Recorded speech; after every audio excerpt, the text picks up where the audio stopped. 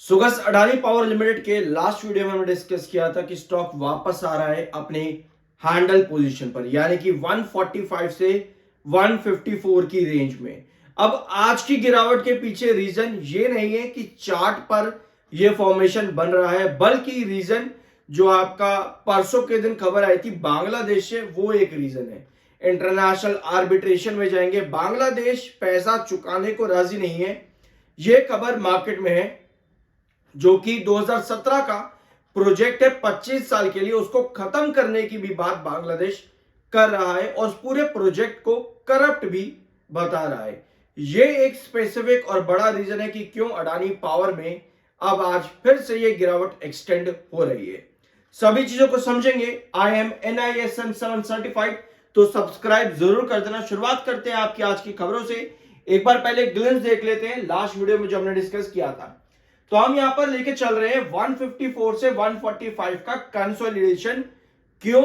क्योंकि आपका cup and handle complete हुआ, उसके बाद में आपका इनवर्स कप पैटर्न क्रिएट अगर होता है तो उसके लिए ये दोनों लेवल काफी ज्यादा इंपॉर्टेंट रहेंगे। बट कोई भी चार्ट आपका ब्रेक डाउन तब तक नहीं होता जब तक आपके पास कोई नेगेटिव न्यूज ना आ जाए, यानी कि कोई भी नेगेटिव न्यूज आपके पूरे चार्ट पैटर्न को खराब कर सकती है। तो अब यहां पर समझते हैं खबरें क्या है हमारे पास में। खबरों में काफी कुछ पॉजिटिव भी है, जैसे कि market experts Morgan Stanley Adani power को लेकर के पॉजिटिव है। इनका कहना है कि अडानी पावर में यहां से 17% का अपसाइड देखने को मिल सकता है, यानी कि 17% की रैली देखने को मिल सकती है 185 तक। भैया प्रेजेंट लेवल से अगर 185 तक जाएगा तो 17% का रिटर्न है अकॉर्डिंग टू मॉर्गन स्टैनली। और काउंटर में इन्होंने ओवरवेट की रेटिंग भी बताई है और कंपनी का पॉजिटिव ग्रोथ जो है आने वाले क्वार्टर के अंदर ये भी एक्सपेक्ट इन्होंने किया है। तो भैया मार्केट एक्सपर्ट्स बुलिश है। सिर्फ मॉर्गन स्टैनली ही नहीं, बल्कि अगर आप देखोगे तो ICICI सिक्योरिटीज भी अडानी पावर में बुलिश है। टारगेट इनका भी 187 का है और रेटिंग इनकी भी बाय की है, और इनका रीजन है स्पेसिफिक PPA को लेकर के। ठीक है, इसके बारे में हमने पिछले वीडियो में डिस्कस भी किया था। तो भैया मार्केट एक्सपर्ट्स पॉजिटिव है, बुलिश है, बाइंग की रेटिंग दे रहे हैं, 180 प्लस के टारगेट दे रहे हैं। तो भैया हम गिर क्यों रहे हैं? दिक्कत क्या है? भैया एक रिटेल इन्वेस्टर क्या करता है मार्केट के अंदर? अपनी जमा कुंजी उठा करके लेकर के आता है, प्यारी सी छोटी सी, कहता है भैया कुछ तो मिल जाएगा, बैंक से तो ज्यादा ही यहां पर मिल जाएगा। और वो क्या करता है, देखता है भैया मार्केट एक्सपर्ट्स क्या कह रहे हैं, ओपिनियन सेंटिमेंट्स क्या कर रहे हैं, उसके बेस पर अपने डिसीजन ले लेता है।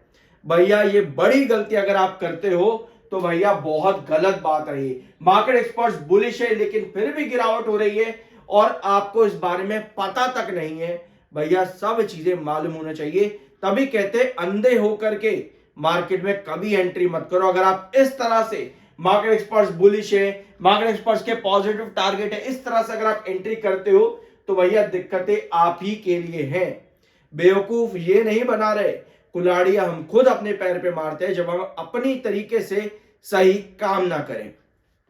ठीक है, अब आते हैं खबर पे। तो ये थी आपकी परसों के दिन न्यूज। बांग्लादेश जो है प्रोजेक्ट को कैंसिल करने की बात कर रहा है, पूरा करप्ट बता दिया इस प्रोजेक्ट को, जिसके बाद ये 2017 में जो प्रोजेक्ट शुरू हुआ था 25 साल के लिए, वो लगभग 8 साल 9 साल के अंदर ही खत्म होने की कगार पर आ रहा है।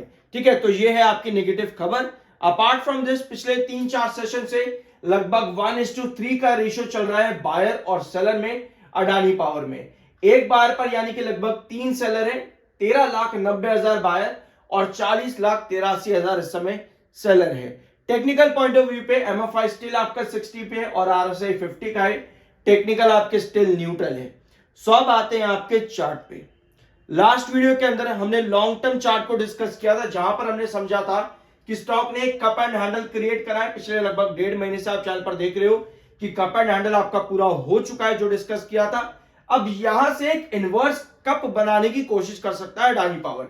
इनवर्स कप में आपकी पोजीशन कुछ इस तरह की बनती है, जहां 145 और 154 आपके इंपॉर्टेंट कंसोलिडेशन बेसिस रहेंगे, लेकिन इनवर्स कप के अंदर आपको जल्दी रिटर्न नहीं मिलता। लगभग 2 से 3 महीने तक के लंबे लंबे कंसोलिडेशन मिलते हैं। तो भैया कोई भी अगर स्टॉक अपना एक चार्ट को कंप्लीट कर रहा है, इसका मतलब ये है कि नेक्स्ट चार्ट फॉर्म बनने के अंदर लंबा टाइम भी लगता है। और कप इनवर्स कप पैटर्न के अंदर लगभग 2 से 3 महीने का कंसोलिडेशन बनता है 154 से 145 के बीच में।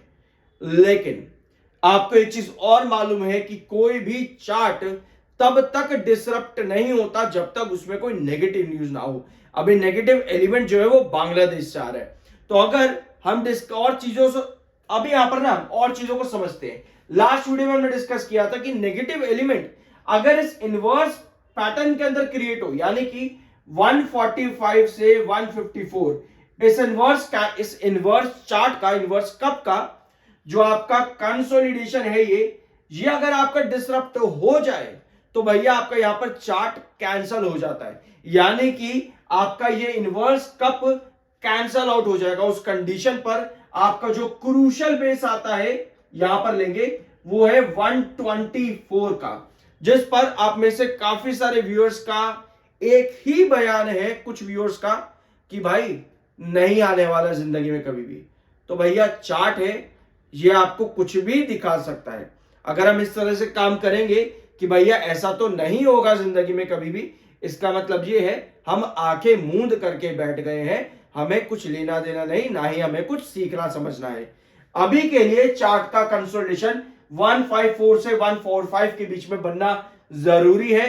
अगर 2 महीने का यहां पर कंसोलिडेशन चलता है तो पॉसिबल है हम एक इनवर्स कप का पैटर्न के अंदर जाएं और अगले 2-3 महीनों में आपको 180 तक की पोजीशन देखने को मिले 2 से 3 महीने के बाद में, क्योंकि 2-3 महीने का तो यही आपका कंसोलिडेशन चलेगा। उसके बाद में जब ब्रेकआउट देना शुरू करेगा तो 166, 174, तो ये 2 से 3 महीने की पूरी फॉर्मेशन है यहां पर चार्ट पे, 2 से 3 महीने की, यानी लगभग 4 से 5 महीने का चार्ट अभी आपने यहां पर समझा। वो भी तब जब आपका ये कंसोलिडेशन 145, 154 के बीच में कंप्लीट हो, समझे।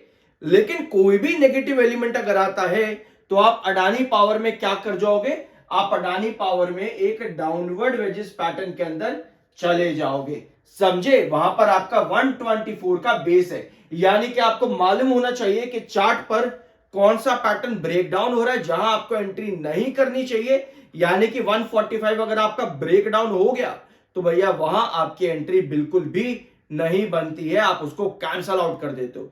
इस तरह से डिसाइसिव डिसीजन लेने से हम अपने आप को हेल्दी भी बनाते हैं और वेल्दी भी बनाते हैं। बट अगर हम इस तरह से डिसीजन लेंगे कि भैया 200 हो जाएगा, 300 हो जाएगा, तो भैया मारो अपने पैर पे कुल्हाड़ी, जब तक मन करता है, मर्जी है। बाय सेल की कोई रिकमेंडेशन नहीं है, वो आपकी मर्जी और ओपिनियन होना चाहिए। मिलता अगले वीडियो में, सब्सक्राइब जरूर कर देना।